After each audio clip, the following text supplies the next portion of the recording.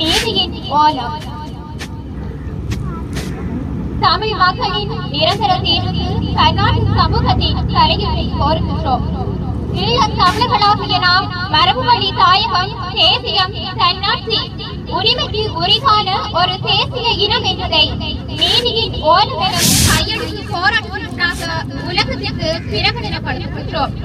வட்டுக்கோட்டை தீர்மானம், சிம்பிள் கோட்பாடு என்பவற்றினூடாக வரலாற்றில் தமிழ் மக்களின் அபிலாசைகள் கூட்டாக பலமுறை வெளிப்படுத்தப்பட்ட போதிலும் தமிழர்களின் இன பிரச்சனைக்கு ஏற்றுக்கொள்ளத்தக்க நிரந்தரமான அரசியல் தீர்வை காண்பதற்காக மீண்டும் ஒரு தடவை எமது ஏகோபித்த மேற்படி வெளிப்படையான நிலைப்பாட்டினை வலியுறுத்தி தமிழ் மக்களாகிய நாங்கள் இங்கு கையொப்பமிடுகின்றோம்.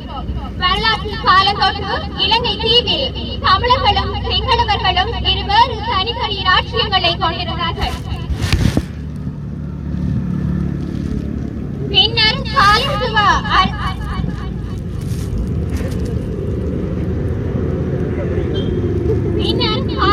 ஆட்சியாளர்களின் நிர்வாக தேவைக்காக இரு ராஜ்யங்களும் 1833ஆம் ஆண்டு இணைக்கப்பட்டது என்ற வரலாற்று உண்மையை முதலில் சிங்கள தேசத்துக்கும் சர்வதேசத்துக்கும் நினைவுபடுத்துகின்றோம்.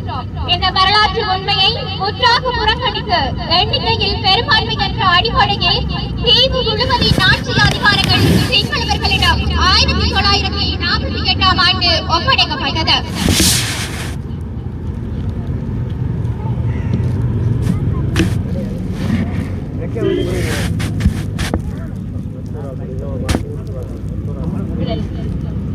தமிழர் மீதான திட்டமிட்ட இன அழிப்புக்கு வீசினது. அத்துடன் இலங்கை தீவில் மாறி மாறி ஆட்சிக்கு வந்த பௌத்த சிங்கள பேரினவாத அரசுகள் தமிழ் மக்களின் அகிம்சை வழியிலான சுதந்திர போராட்டங்களை ராணுவ பலத்தால் இரும்பும் கரம் கொண்டு நசுக்கின. அதேவேளை சிங்கள பௌத்த இனவாதம் வன்முறை கும்பல்களின் வெறியாட்டத்துக்கு உறுதுணை வழங்கின.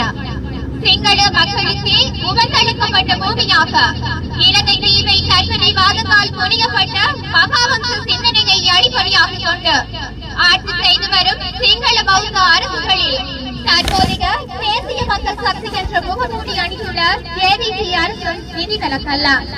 தமிழ் மக்கள் தங்கள் பூர்வீக தாயகத்தில் சுய நிர்ணய உரிமையை அடிப்படையாக கொண்டு இறையாட்சி கொண்ட அரசை மீண்டும் அமைப்பதற்காக 1977ஆம் ஆண்டு வட்டுக்கோட்டை தீர்மானத்திற்கு ஜனநாயக வழியில் ஏகோபித்த ஆணையை வழங்கி தங்கள் சுதந்திர வேட்கையை வெளிப்படுத்தினர்.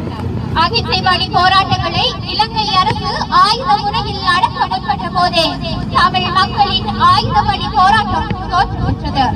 வீரியம் பெற்றதோடு தமிழர் தாயகத்தின் 75% நிலப்பரப்பை தமிழர் தலைமை தமது கட்டுப்பாட்டில் வைத்து நிழலரசை நிறுவி ஆட்சி செய்து வந்தார்கள்.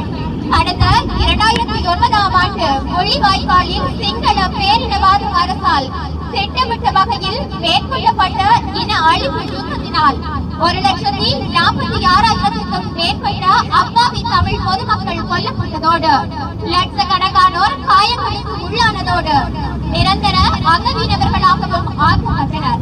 அதேவேளை பல ஆயிரக்கணக்கானோர் கைது செய்யப்பட்டனர். வல்லாதிக்க சக்திகளின் துணை கொண்டு சுதந்திர விடுதலைக்கான ஆயுத போராட்டமும் அடிக்கொடுக்கப்பட்டது.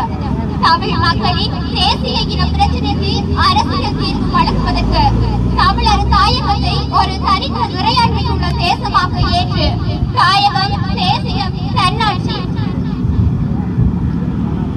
அதிகாரம் கொண்ட சுயநிர்ணய உரிமையை அங்கீகரித்தால் மட்டுமே எமது மக்களுக்கான நிரந்தர தீர்வு வழிகோடும். 2009ஆம் ஆண்டு தொடக்கம் இன்று வரை 16 ஆண்டுகளாக